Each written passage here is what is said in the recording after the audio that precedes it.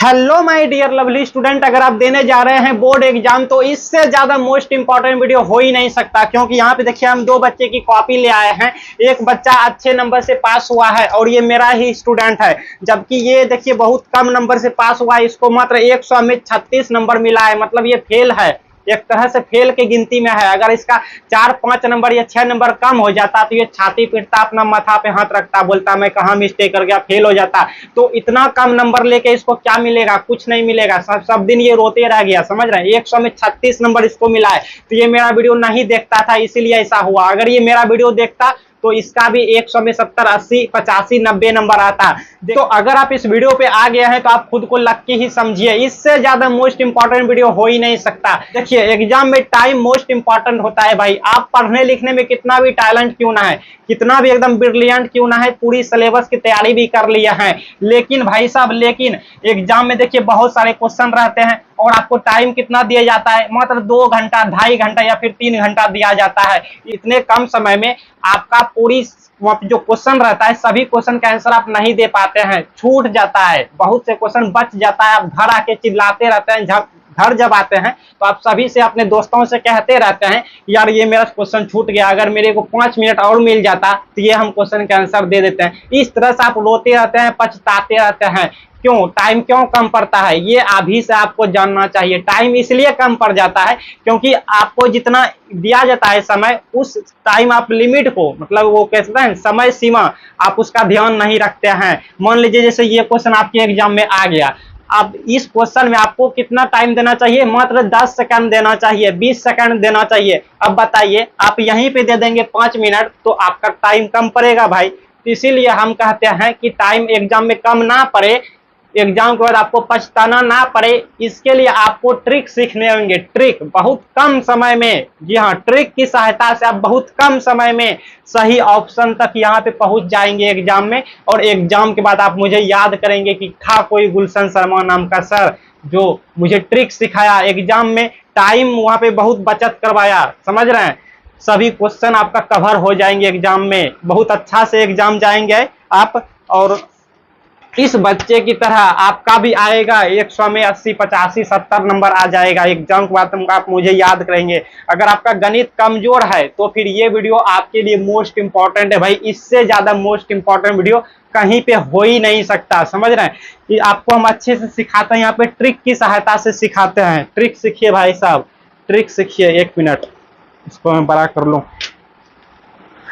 Trick सीखना most important है, हमेशा कहते हैं। आप थोड़ा सा टाइम दीजिए इस वीडियो पे, अगर आ गया है तो थोड़ा सा टाइम दीजिए। अगर एग्जाम में रिजल्ट में अच्छा नंबर लाना चाहते हैं, 400 प्लस नंबर लाना चाहते हैं, तो थोड़ा सा यहाँ पे टाइम दीजिए। आपका हम टाइम बर्बाद नहीं करेंगे, ठीक है। देखिए अगर आप इस वीडियो में कुछ नहीं सीख पाए या थोड़ा सा ही सीखे हैं तो मुझे कहना कि गुलशन सर आप मेरा टाइम बर्बाद कर दिए।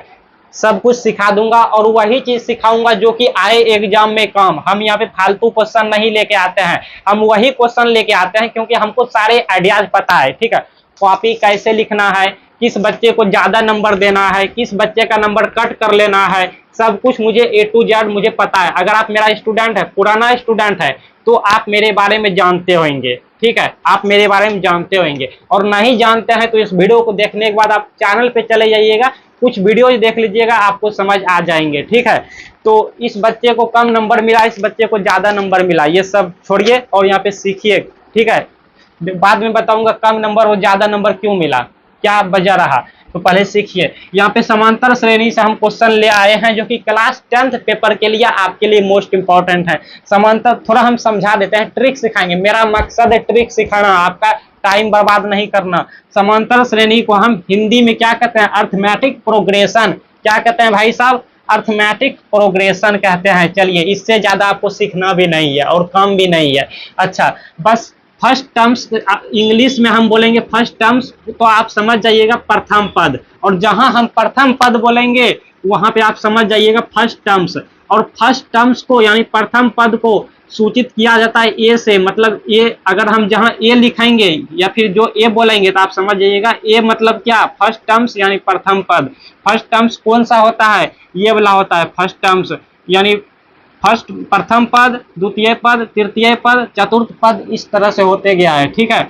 चलिए अब सावरंतर जहां हम बोलेंगे तो आप समझ जाइएगा, सावरंतर मतलब डी, इसको डी से सूचित किया जाता है और इसी को हम कहते हैं कॉमन डिफरेंस। क्या कहते हैं? कॉमन डिफरेंस कहते हैं। तो हम यहाँ पे कॉमन डिफरेंस और ये फर्स्ट टर्म्स इन दोनों का प्रयोग करेंगे, इसकी हमें जरूरत है, इसलिए आपको थोड़ा सा यहाँ पे समझ रहे हैं। चलिए अब आगे बढ़ते हैं। देखिए क्वेश्चन क्या है, ऐसे क्वेश्चन भाई अगर आप बोर्ड एग्जाम देने जा रहे हैं तो ऐसे क्वेश्चन आप लिख लीजिए 100%। हम बोल रहे हैं, कौन बोल रहा है? हम बोल रहे हैं, गुलशन शर्मा। ठीक है, आपको मालूम है ना कि ऐसे क्वेश्चन एग्जाम में आएगा ही आएगा। मुझे सारे आइडिया पता रहते हैं कि कौन सा क्वेश्चन आएगा और कौन सा नहीं आएगा, समझ रहे हैं। हाँ तो देखिए यहाँ पे ऐसे क्वेश्चन आएगा तो हम आपको सिखा देते हैं ताकि आप एग्जाम के बाद आप मुझे ही याद करेंगे। ठीक है, हाँ देखिए यहाँ पे क्या है, सीरीज दिया हुआ है कुछ, इतना का 7वां पद है, इतना का 7वां पद है। इंग्लिश में अगर आप समझना चाहते हैं तो इस तरह से लिखा रहेगा कि राइट द, एक second, right the 7 terms of the AP यानी अर्थमेटिक प्रोग्रेशन। ठीक है, एपी अर्थमेटिक प्रोग्रेशन का ही इंग्लिश शॉर्ट नेम है एपी, यानी हिंदी में बोलेंगे तो वही समांतर श्रेणी। तो यहाँ पे क्या है, सीरीज दिया हुआ है। चलिए सीरीज छोड़िए, जो भी है अपना मुद्दे पे आते हैं। ठीक है, ट्रिक कहता है भाई साहब हमारा, ट्रिक क्या कहता है? ट्रिक कहता है कि यहाँ पे क्या कहता है ट्रिक की, सबसे पहले ये जो वहां लगा है ना, ये 7वां, एक सेकंड, ये जो 7वां पद है भाई कहाँ है? 7 टर्म्स। ये जो 7 टर्म्स दिख रहा है इसमें एक माइनस कर लीजिए। देखिए यहाँ पे वहां लग गया तो वहां को मैन सबसे पहले जो आपको ध्यान देना है वो देखना है वहां पे, मतलब वहां लग गया तो इसके आगे क्या है? 7 है। इसमें एक अपने मन से कम कर लेंगे। आप सीख लीजिए, पेन उठाने की जरूरत नहीं पड़ेंगे परीक्षा में, ये बात याद रखिएगा। यहाँ पे 7 है तो 7 में एक कम करेंगे, कितना होगा भाई? 6 होगा। इस पे हम पहले भी वीडियो बना रखे थे लेकिन बहुत कम स्टूडेंट देखा होगा, क्योंकि हम चाहते हैं मेरा सभी स्टूडेंट देखे और सबका एग्जाम अच्छा जाए, ना कि इस बच्चे की तरह रिजल्ट खराब आ जाए और ये रोते रहे एग्जाम के बाद पछताते रहे। तो ऐसा नौबत ना आए, आपके साथ ऐसा ना हुए, इसलिए हम ये सब ट्रिक सिखा देते हैं ताकि आप भी अच्छे नंबर लाए। ठीक है, 7 में से एक माइनस करेंगे, 6 हुआ। अब क्या करेंगे भाई? अब गुना कर देंगे, क्या? कॉमन डिफरेंस निकाल के, सावरंतर यानी डी निकाल के। डी कैसे निकाला जाता है? इस सीरीज का जो कॉमन डिफरेंट है, मतलब इसमें अंतर जो कॉमन आएगा वही हम, जो सब में कॉमन आएगा, क्योंकि कॉमन डिफरेंस सब में कॉमन जो आएगा डिफरेंट वही हमारा सीरीज ये डी का मान है। नहीं समझ आया?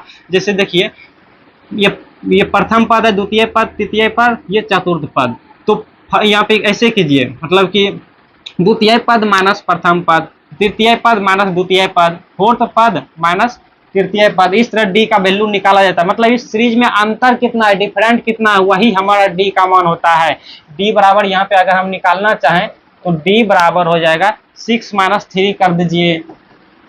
ठीक है, फिर यहाँ पे अगला 9 माइनस 6 कर दीजिए, 9 माइनस 6 कर दीजिए, फिर यहाँ पे 11 माइनस 9 कर दीजिए। तो सबका जो आंसर आएगा वो एक समान आएगा, मतलब बराबर आएगा। अगर इसका 3 आता है तो इसका भी 3 आएगा, सबका 3 आएगा। तो यही हमारा डी का मान हो जाता है। समझ रहे हैं? नहीं समझ आ रहा है थोड़ा सा रुक जाइए, एक ऐसे वाले क्वेश्चन आज सिखा ही देता हूँ। ठीक है, तो डी कितना है? यहाँ पे 3 है तो यहाँ पे लिख दीजिए 3। ठीक है, अब यहाँ पे प्लस कर देना होता है। क्या? फर्स्ट टर्म्स मतलब प्रथम पद यानी ए। ये जो ये है, ये कहाँ है? ये रहा फर्स्ट टर्म्स और ये रहा सेकंड टर्म्स, ये रहा थर्ड टर्म्स। समझ रहे हैं ना? प्रथम पद, द्वितीय पद, तृतीय पद। तो प्रथम पद यहाँ पे कितना है?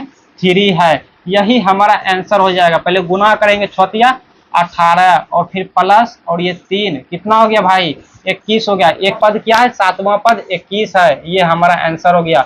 7वां पद क्या है भाई साहब? 21 है। ऑप्शन नंबर कहाँ है? ऑप्शन नंबर सी है। नहीं समझ आया ना? कोई बात नहीं, चलिए आगे सिखाते हैं।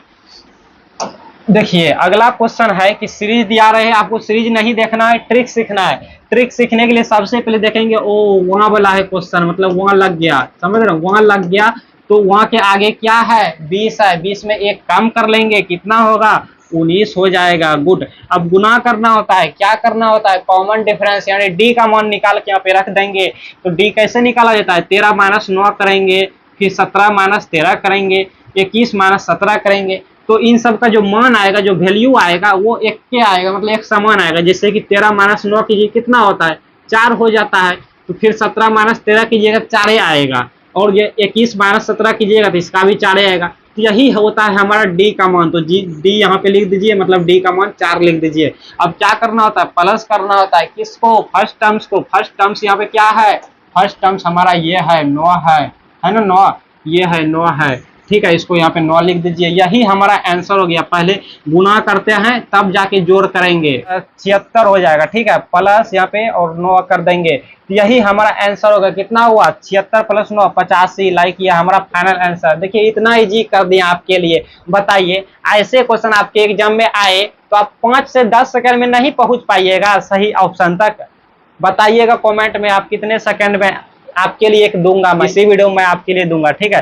चलिए अगला क्वेश्चन क्या है, आगे की क्वेश्चन है, सीरीज दिया हुआ है, देख लेंगे। अच्छा 16वां पद यानी वहां लग गया, वहां लग गया तो ट्रिक याद है ना, क्या करना है कि वहां के पहले कितना 16 है, 16 में एक कम कर लेंगे यानी 15 लिख देंगे यहाँ पे, ठीक है। अब गुना कर लेना होता है, गुना क्या करेंगे यहाँ पे डी निकाल के, यानी 10 माइनस 5 कीजिए, इधर से करना, फिर 15 माइनस 10 कीजिए, 20 माइनस 15 कीजिए, फिर यहाँ पे 25 माइनस 20 कीजिए, यानी 5 आ रहा है। कितना आ रहा है, 5 आ रहा है, ठीक है। ये 5 यहाँ पे लिख दीजिए। फिर यहाँ पे कितना प्लस करेंगे, क्या फर्स्ट टर्म्स को प्लस करेंगे। फर्स्ट टर्म्स कितना है, 5 है, 5 है ना।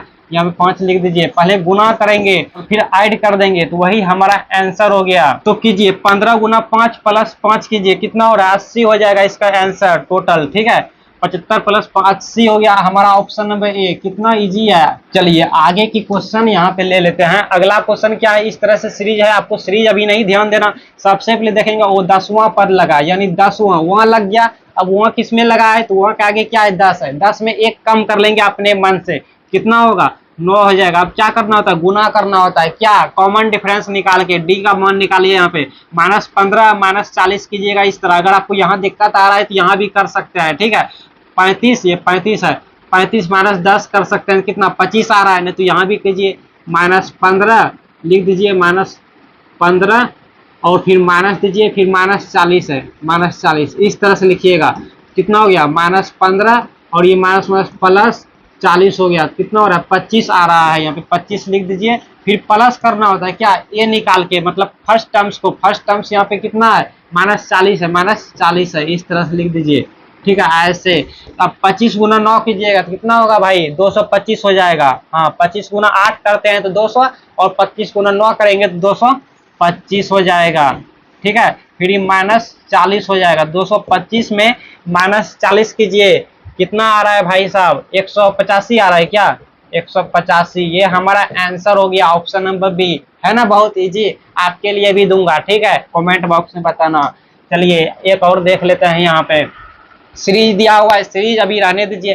क्या कह रहा है, 30वां पद वहां लग गया, यानी क्या एक माइनस कर लेंगे, ठीक है। यहाँ पे देखिए एक माइनस करेंगे 30 में तो क्या होगा, 29 होगा। अब 29 में गुना करेंगे, यहाँ का डी निकालिए, तो 7 माइनस 10 कीजिए, 4 माइनस 7 कीजिए, तो कितना -3 हो रहा है, -3। अब फिर प्लस कर दीजिए, क्या फर्स्ट टर्म्स को।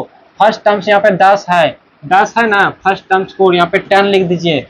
अब 29 गुना -3 कीजिएगा तो कितना आएगा, अब 29 गुना -3 कीजिएगा तो कितना आएगा, कीजिए, लाइक हो जाएगा -87, ठीक है। 9 या 27 और 3 दूनी 6 8 2, ठीक है। हाँ -87 या प्लस यहाँ पे 10 हो गया, कितना हो गया, -77 हो गया, ठीक है, -77। ये आपका आंसर हो गया, ऑप्शन नंबर सी हो गया। कितना इजी कर दिया आपके लिए, ठीक है।